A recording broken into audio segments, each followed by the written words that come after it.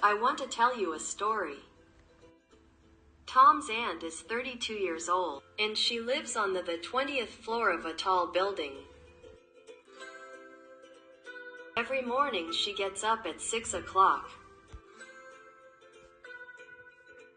And she has a bath. Then she has breakfast.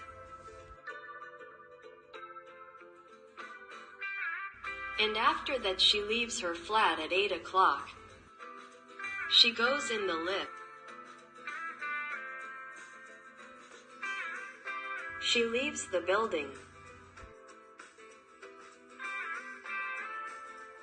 And catches the taxi to work.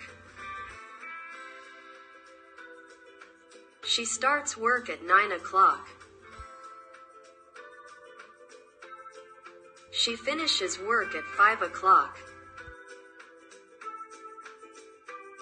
She comes back to the building at 6 o'clock. She goes into the lift. She does not press the button for the 20th floor. Do you know why she presses the button for the 10th floor and for the 20th floor? Okay, I'll tell you. She is short and cannot reach all the buttons.